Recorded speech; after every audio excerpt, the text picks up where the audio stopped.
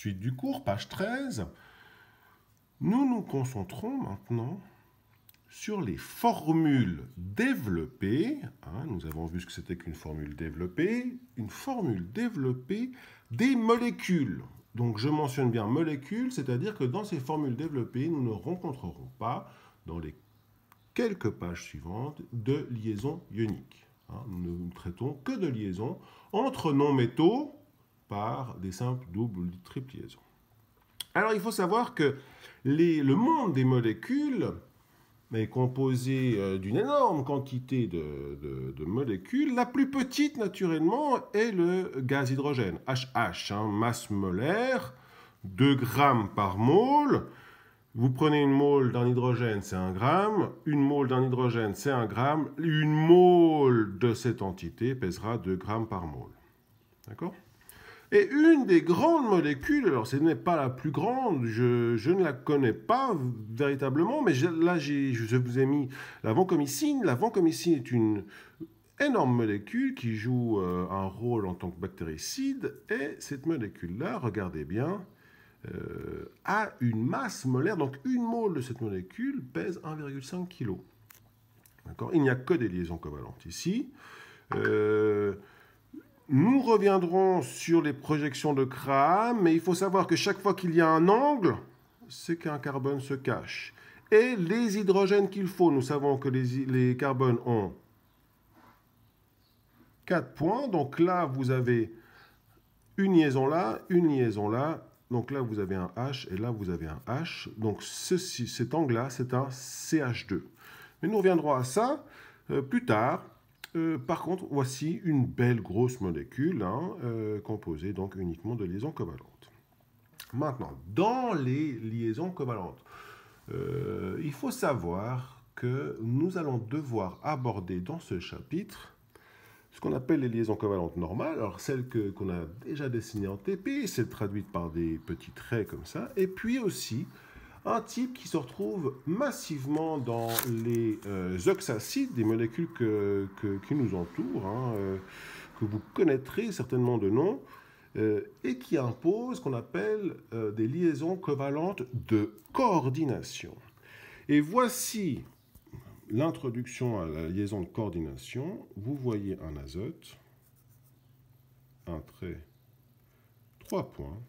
Eh bien, deux points ici, deux électrons célibataires sont utilisés pour relier cet oxygène. Un électron célibataire ici est utilisé pour lier ce groupe OH. Et regardez ça, le doublet non liant de l'azote a la possibilité d'accueillir un oxygène. Et c'est cette flèche, c'est une flèche comme ça, qui dit que les 2 électrons ici sont mis à disposition de l'oxygène, l'oxygène ayant 6 électrons, 2, 4, 6, les garde et utilise les 2 électrons de l'azote pour venir se déposer et se stabiliser. Et ça, je vais vous donner une procédure pour les trouver très aisément, mais ça, c'est ce qu'on appelle une liaison de coordination. C'est une liaison qui n'utilise pas un électron de chaque atome, mais 2 électrons d'un atome. Et cette liaison de coordination se retrouve majoritairement, voire uniquement, en tout cas dans ce cours-là, uniquement avec les oxygènes. Ce sont les oxygènes qui ont la capacité de venir finalement squatter, de venir s'attacher, de venir se lier à un doublet non liant d'un atome. Alors, on verra aussi, ça regroupe quasiment 3 atomes, le phosphore, l'azote et le soufre. Donc voilà, ça va se restreindre à quelques cas particuliers, mais voici la liaison de coordination et voici la liaison covalente. Il faut savoir que les liaisons de coordination et de covalente sont ou polaires ou apolaires, on l'a déjà vu. Continuons page 14.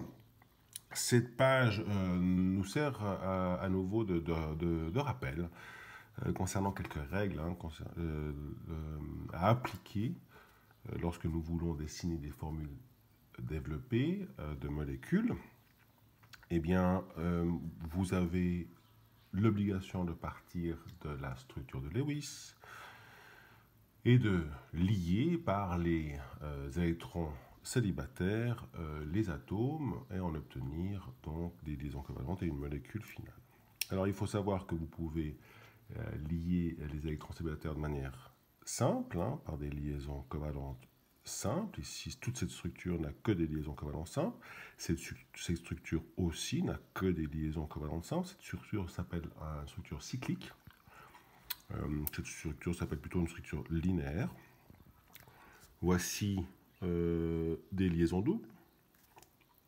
Hein. Voici des liaisons doubles. Cette structure est aromatique, cyclique aromatique. Et il est possible aussi d'utiliser des liaisons triples. Voici ces 3 cas de liaison triple. Il n'y a pas de liaison quadruple. La nature n'offre pas la possibilité de le faire.